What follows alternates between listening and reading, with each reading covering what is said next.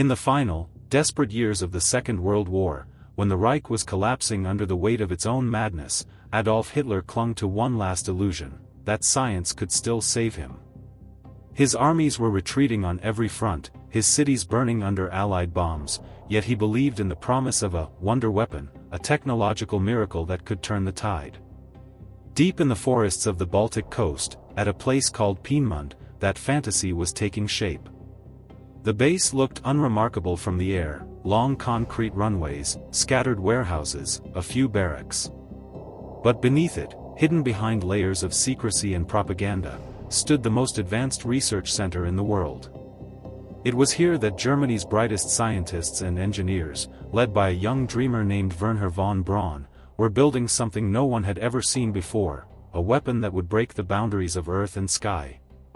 Von Braun was not a soldier. He was a scientist obsessed with rockets since childhood, sketching designs for space travel long before Hitler came to power. His dream was to reach the stars, not destroy cities. But in Nazi Germany, dreams were weapons waiting to be used. When the army offered him funding, laboratories, and unlimited resources, he accepted, even if it meant building instruments of death. The weapon they envisioned was called the Aggregate 4, or A4, though it would later be known by a more infamous name, the V-2 rocket, WWII, the weapon of vengeance 2. It was unlike anything the world had ever seen. Over 14 meters tall, weighing more than 12 tons, it could soar 80 kilometers above the Earth and strike targets nearly 200 miles away at supersonic speed. It was the first man-made object to reach the edge of space. The work at Peenemünde began in secrecy in 1939. Hundreds of scientists, mathematicians, and technicians gathered there, surrounded by military guards and barbed wire.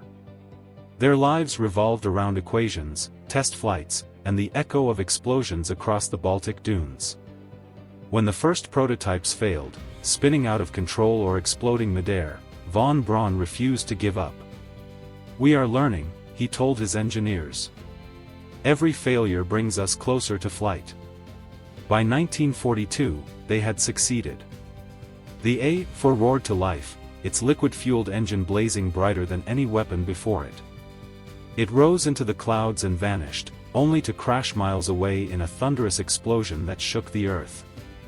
The Nazi officers who watched were awestruck. "It flies," one of them whispered. The test had proven that the impossible was now possible. Hitler was ecstatic. At last, a weapon that could reach across the Channel and strike London without warning, a weapon against which there could be no defense. He saw it as divine retribution for Germany's humiliation. Von Braun and his team were hailed as heroes, awarded medals and titles. But behind the celebration, a darker reality was taking shape. To build enough rockets to matter, the Reich would need an army of workers, and it would find them not in factories, but in the concentration camps. For now, though, Peenemünde lived in a strange duality, part laboratory, part temple of destruction. The engineers spoke of mathematics, of trajectories, of the dream of space.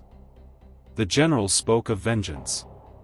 And as the sea winds swept over the launch pads, the young scientist who dreamed of the moon stood watching his rocket pierce the sky, not realizing that he had just built the first shadow of humanity's future, and the last illusion of Hitler's dying empire. At the heart of Peenemünde stood a tall, composed figure in his early 30s, Wernher von Braun, a man torn between vision and duty, between dreams of space and the demands of war. To his colleagues, he was a genius, charming, disciplined, tireless. To the Nazi leadership, he was a prized possession, the mind behind the weapon that could change history. But behind his confident smile, von Braun lived with a quiet unease. He knew that his rocket, the culmination of human ingenuity, was also a machine built for death. Von Braun's fascination with rocketry had begun long before Hitler's rise. As a boy in Weimar Germany, he devoured the writings of space pioneers like Hermann Oberth and Konstantin Tsiolkovsky, dreaming of building a ship that could reach the moon. In his teenage years, he joined amateur rocket clubs, launching crude experiments in empty fields. His ambitions were boundless, but so were his debts. When the military approached him in the 1930s, offering unlimited funding for research into long-range missiles, he saw his chance. The price of that funding would be his soul. The German Army's Ordnance Department established the Peenemünde Army Research Center in 1937. It was part laboratory, part fortress, the perfect fusion of science and militarism. Von Braun became its technical director, surrounded by a cadre of brilliant minds: Walter Dornberger, the pragmatic officer overseeing the project, Arthur Rudolph, the engineer who managed production, and hundreds of young scientists and technicians who believed they were building the future. But the future they were building belonged to the Reich. Hitler's regime saw rockets not as instruments of exploration, but as tools of terror. When von Braun spoke about launching satellites or reaching space, SS officers mocked him. "Leave dreams of the stars to philosophers," they said. "We build weapons." Still, von Braun played along. He wore the uniform, attended the banquets, smiled for the cameras. He learned how to navigate the politics of survival. Yet even as he shook hands with SS leaders, his notebooks were filled not with war plans, but with sketches of spacecraft and lunar landers. "My work is dedicated to the conquest of space," he confided to a colleague. "Unfortunately, my country is at war." The A-4 rocket, soon to be renamed the V-2, consumed vast resources. The engineers struggled to perfect its engines, its guidance system, and its fuel mixture. Every launch brought both triumph and disaster. Some rockets exploded on the pad, others soared beautifully, only to veer off course and vanish into the sea. Yet progress was steady. The men of Peenemünde worked day and night, driven by a mixture of pride, fear, and fascination. They were creating something the world had never seen, a weapon that touched the edge of space. But their success came at a terrible cost. As the project grew, Peenemünde needed thousands of laborers. The solution came from the SS. Trains began arriving from concentration camps, prisoners from across Europe, men and women condemned to build Hitler's miracle weapon. They worked in freezing conditions, beaten and starved, assembling parts they barely understood. Von Braun saw them. He could not claim ignorance. Later, he would insist he was powerless to stop it. But every test flight, every shining arc of flame over the Baltic, was built on their suffering. By 1942, Peenemünde had become the Reich's most secret city, a place where science and cruelty walked hand in hand. The engineers celebrated their technical milestones while, just beyond the fences, thousands of prisoners toiled and died. The dream of the stars was now stained by the smoke of the furnaces. Still, von Braun pressed on. He told himself that one day his work would serve peace, that rockets would carry humanity upward, not destroy it. But for now, he belonged to Hitler's war. And the sky that had once symbolized hope was now just another battlefield. By 1943, the weapon was no longer theory, it was reality. The V-2 rocket, tall as a four-story building, stood gleaming on its launch pad at Peenemünde. Beneath its skin of steel and rivets pulsed a monstrous power, a liquid-fueled engine capable of propelling it faster than the speed of sound.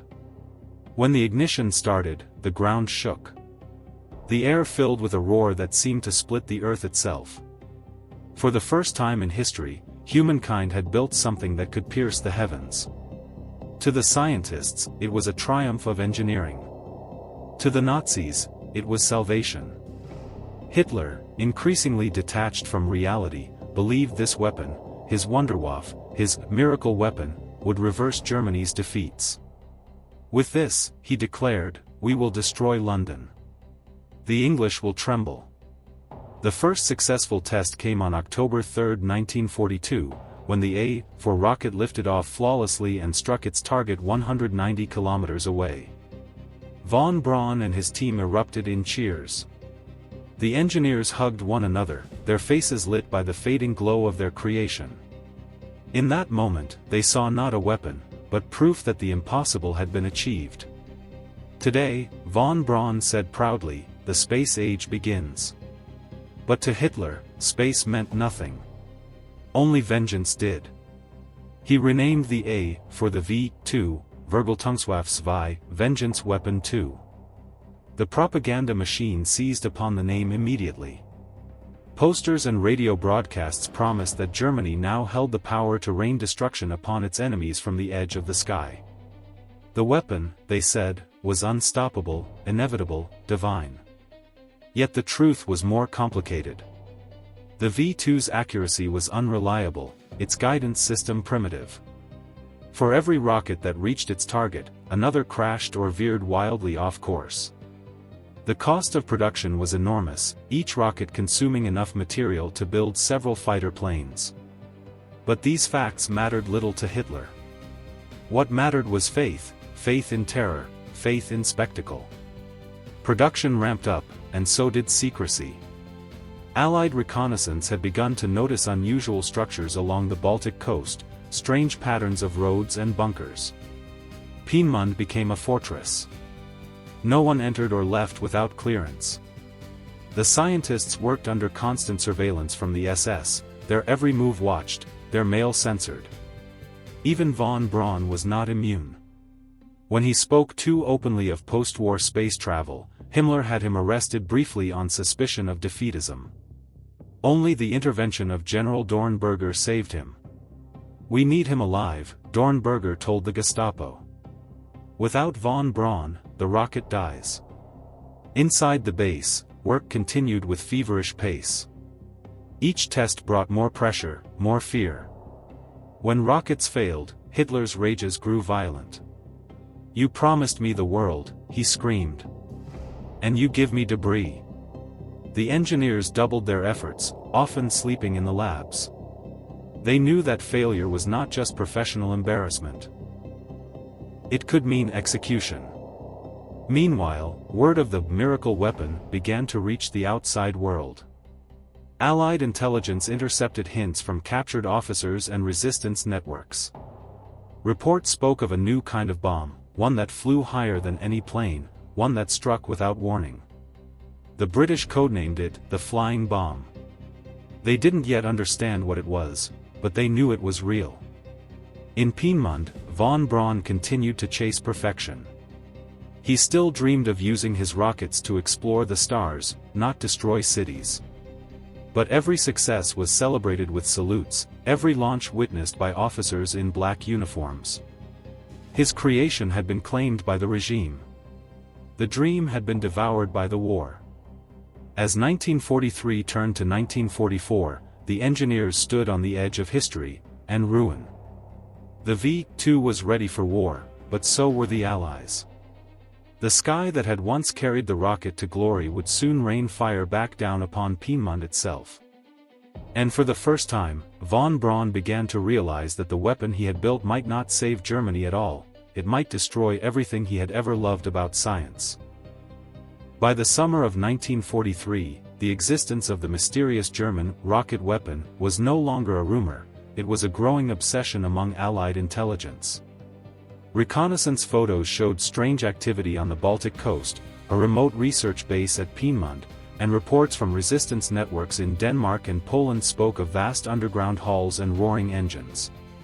Churchill himself wanted answers. If Hitler truly had a weapon capable of striking London from across the Channel, it could change the course of the war. The British began piecing the puzzle together through an extraordinary web of espionage. Agents of the Polish Home Army smuggled sketches and data to London through occupied Europe.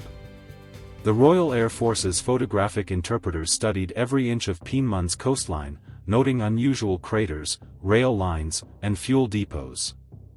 In early August 1943, a Danish intelligence officer sent the decisive clue, grainy photographs showing what appeared to be a tall cylinder mounted on a test stand. It was enough to confirm the Allies' worst fears. Churchill's response was swift: Peenemünde had to be destroyed before the rockets were operational. The mission would be one of the most daring bombing raids of the war.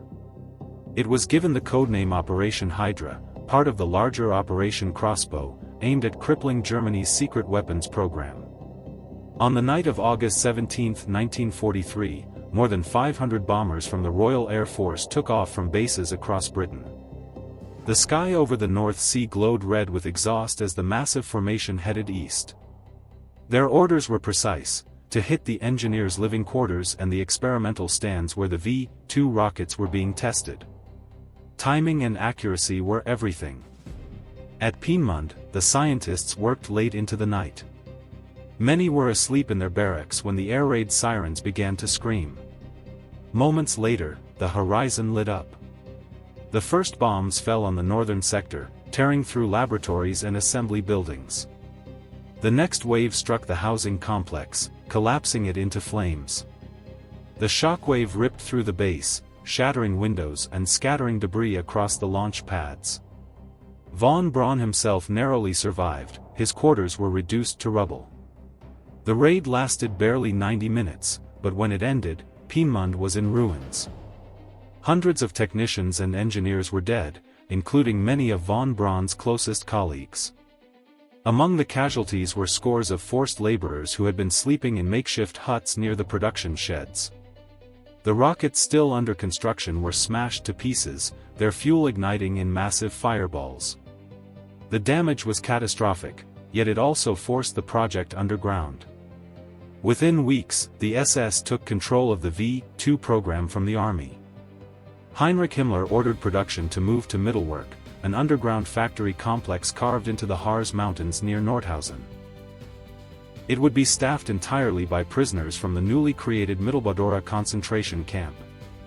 There, tens of thousands would be worked to death assembling Hitler's miracle weapon. For the Allies, Operation Hydra was hailed as a success. It delayed the V-2 program by months and proved that Germany's secret weapons were vulnerable. But intelligence reports soon revealed a chilling truth: the work had not stopped, it had only moved deeper into the shadows.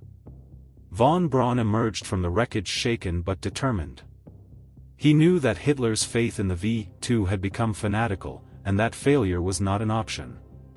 He watched as SS officers took over his research center, replacing soldiers with black uniforms and cold efficiency.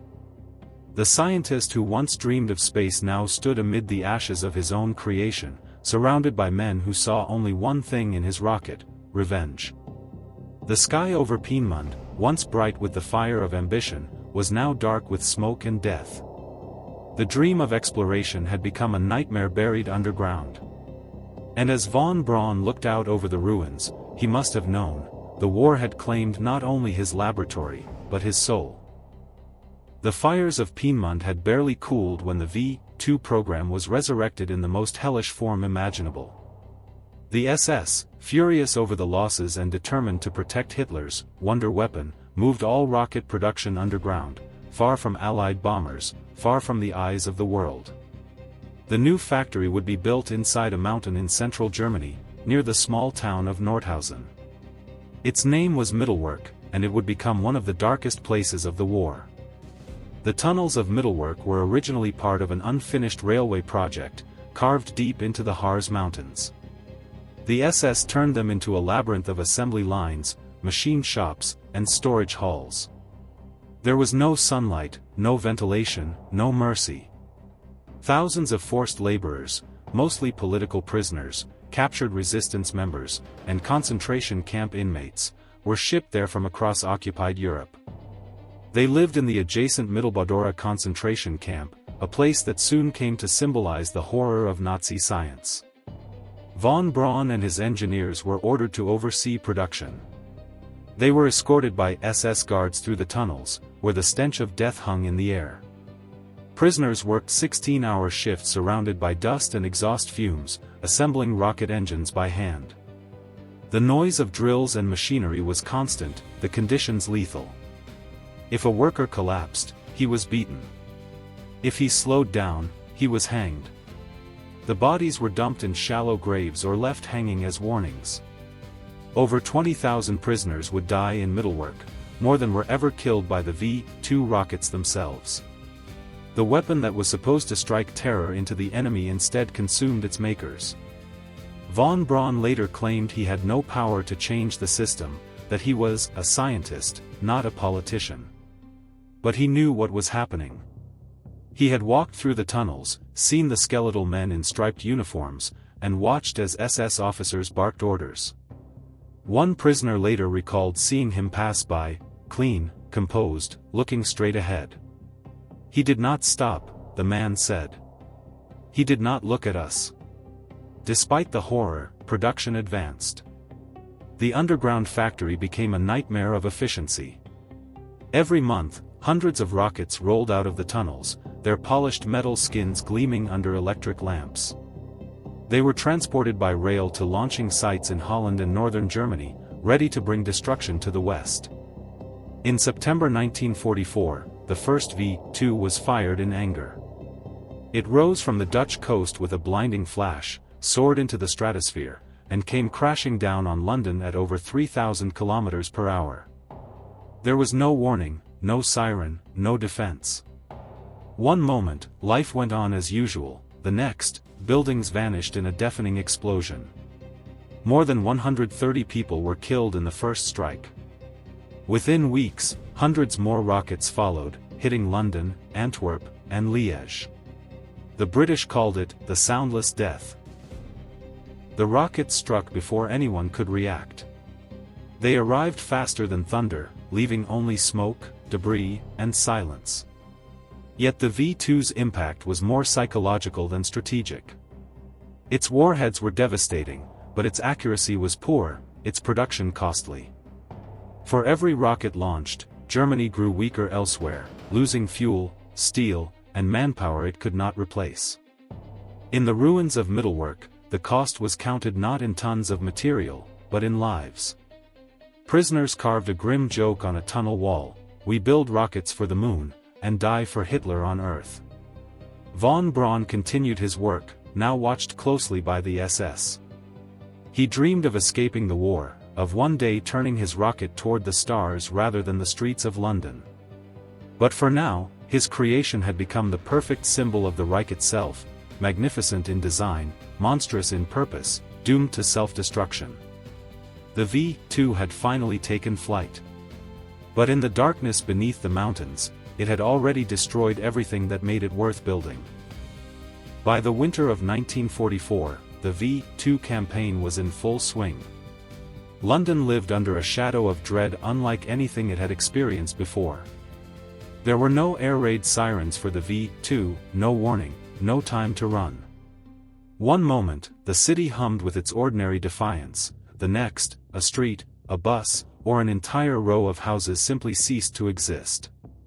The rocket struck faster than sound, people heard it only after it had already killed. The Germans launched their weapons from mobile platforms hidden in the forests of occupied Holland. Crews in gray uniforms prepared each rocket in eerie silence, following procedures refined by Peenemunde's engineers. Fueling was dangerous, sometimes fatal, as the liquid oxygen hissed into steel tanks under freezing pressure. Once upright, the rocket seemed alive, steam breathing from its flanks, metal trembling from its own heat. When it lifted off, the soldiers on the ground felt the shock in their chests. They watched it climb into the clouds, trailing a pillar of fire that turned night into day. Hitler believed the V-2 would turn the tide. He imagined London in ruins, British morale collapsing, peace on his terms. But the numbers betrayed him. Each rocket carried a 1-ton warhead, deadly, yes, but insignificant compared with the mass devastation of Allied bombing. And they were expensive. Every V-2 cost enough resources to build 4 fighter planes or a dozen tanks. The Reich was burning itself to build weapons that could no longer win the war. Still, for civilians beneath their arc, the terror was absolute. More than 1,300 V-2s hit London and southern England in 7 months. Entire neighborhoods vanished. In Antwerp and Liège, hundreds died in single strikes. The psychological toll was immense. British newspapers were forbidden to report rocket impacts at first, lest panic spread. Churchill called the campaign the most hideous form of warfare yet devised. But even as the missiles fell, the Allies were already fighting back with intelligence. Radar could not detect a supersonic weapon, so they turned to espionage and science. Teams of analysts traced launch trajectories backward, using the craters to triangulate firing points.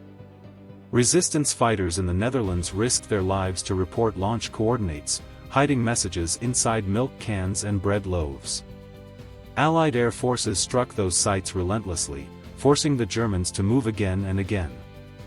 In Whitehall, British and American scientists were desperate to understand how the V-2 worked. Captured fragments were studied in secret laboratories. Every bolt, every alloy scrap, told a story of precision the Allies had never imagined. The fear turned into fascination, and fascination into ambition. "If they can reach London," one British scientist remarked, "we can one day reach the moon." Meanwhile, in Germany, von Braun's world was collapsing. He watched the Reich crumble under Allied bombs, his rocket factories buried in mountains of corpses. Yet even then, he could not abandon his creation. The V-2 had become his obsession, his proof that man could command the heavens, even if only to rain down death. But the Allies were closing in. British intelligence was tracking the movement of engineers. American and Soviet troops were advancing toward Germany from opposite directions. Somewhere within that chaos, the world's most advanced weapon and the men who built it were about to become the greatest prize of the war. For the scientists at Middlework, the choice was no longer about ideology or victory. It was survival. And as the thunder of Allied artillery echoed closer, von Braun began to realize that the war his rockets were meant to win was already lost, but their future was just beginning.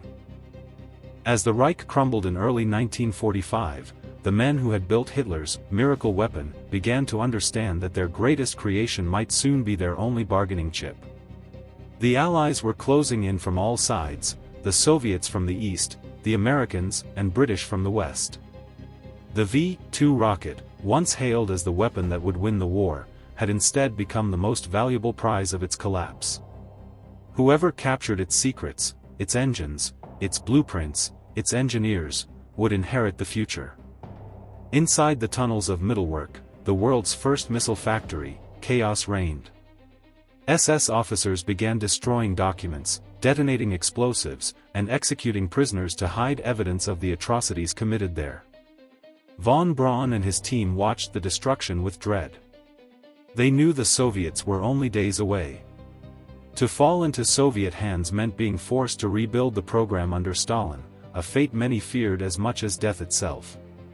Von Braun gathered his core engineers and made a decision that would alter the course of history: they would surrender to the Americans.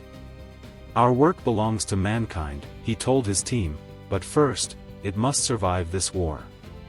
It was not entirely idealism. Von Braun understood perfectly that the Americans would value his knowledge far more than any confession could condemn him for what had happened at Dora.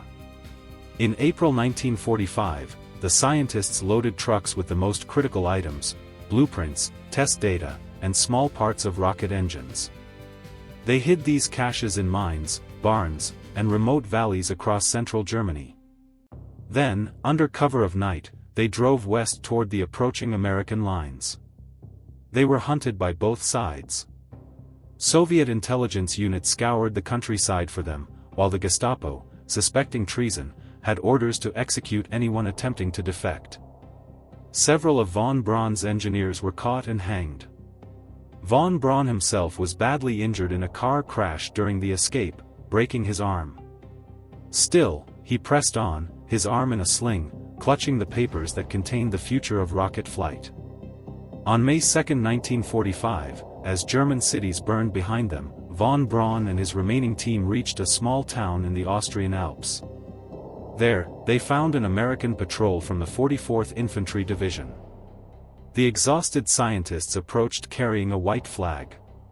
Von Braun stepped forward and declared in fluent English, "I am the technical director of the German rocket program. I wish to surrender myself and my staff to the United States." The Americans, initially skeptical, soon realized who they had captured. In their possession were not only the minds behind the V-2, but also the plans and data that represented a leap of decades in rocket technology. Within days, U.S. Army intelligence and OSS officers were swarming the area, securing crates of documents and escorting dozens of engineers to safety behind Allied lines. Meanwhile, the Soviets reached Peenemünde and Mittelwerk. What they found were empty labs and shattered tunnels, but enough fragments to begin their own reconstruction. They seized surviving engineers, technicians, and components. The race for the future had begun, even before the war had officially ended. The Americans called their effort Operation Paperclip, named for the metal fasteners attached to the dossiers of valuable scientists. Officially, the goal was to debrief and denazify them. In reality, it was an extraction operation of unprecedented scale. Within months, more than 1,600 German scientists, including von Braun and most of his team, were secretly brought to the United States. They were given new homes, new names, and new missions. Von Braun's war was over. His new one, a war for the stars, was about to begin. But for those left behind in the tunnels of Mittelwerk, buried under its dust and ghosts, the legacy of his creation would never vanish so easily. The rocket that had once been built for vengeance was now the key to the heavens. The Allies had not merely won a war, they had captured the future. When the war finally ended in May 1945, Germany lay in ruins, its cities reduced to ashes, its armies shattered, its scientists scattered like ghosts.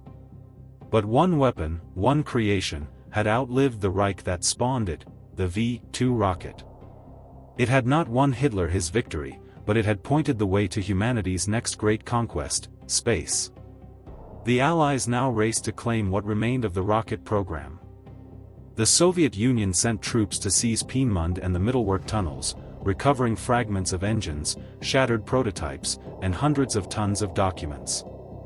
Their scientists began reconstructing what they could, learning from the scraps left behind. Within months, the Soviets were launching their own V-2 derivatives from captured German parts, the first sparks of what would one day become the space race. Meanwhile, the United States moved faster and with greater purpose. Under Operation Paperclip, von Braun and his team were quietly transported across the Atlantic, first to Fort Bliss, Texas, then to White Sands Proving Ground in New Mexico. There, under American flags, they began reassembling their rockets from memory. The same engineers who had once saluted Hitler were now testing V-2s for the U.S. Army, their swastikas replaced by stars and stripes. For von Braun, it was both redemption and irony. The man who had built a weapon of vengeance was now helping America reach for the heavens. He knew how history would judge him, as both visionary and accomplice. Yet he buried his guilt under ambition. When asked about the thousands of prisoners who had died at Mittelwerk, he answered, "My concern was that the rocket should fly." It was a statement that haunted him for the rest of his life. Still, the results were undeniable. The data and designs captured from the V-2 project formed the backbone of post-war rocketry. The Americans used them to develop the Redstone and Jupiter missiles. The Soviets, using their own captured engineers, built the R-1 and later the R-7, which would carry the first satellite into orbit. In a dark twist of history, the same weapon that once terrorized Europe now propelled humanity into the space age. The British, too, had their share of the spoils. They dismantled Peenemunde's remaining facilities and studied every piece of machinery they could find. The RAF scientists who had once feared the V-2 now learned from it, laying the groundwork for future jet and missile technology. What had begun as an arms race ended as an intellectual one, a struggle not to destroy, but to ascend. Back in Germany, the ruins of Mittelwerk became a memorial to the cost of that ambition. In the tunnels where engineers had once walked past dying prisoners, silence returned. The dead, tens of thousands of them, were buried in mass graves nearby. They were the forgotten builders of the world's first rocket. In 1969, when Apollo 11 landed on the moon, cameras captured Wernher von Braun smiling proudly. The man who had built Hitler's weapon of terror was now the father of America's greatest triumph. History had come full circle. Yet beneath that triumph lingered the shadow of Peenemünde, a reminder that progress, born in darkness, always carries the scars of its creation. The V-2 had failed to save the Third Reich, but it had changed the world forever. It was the weapon that bridged destruction and discovery, the last creation of war, and the first step toward the stars.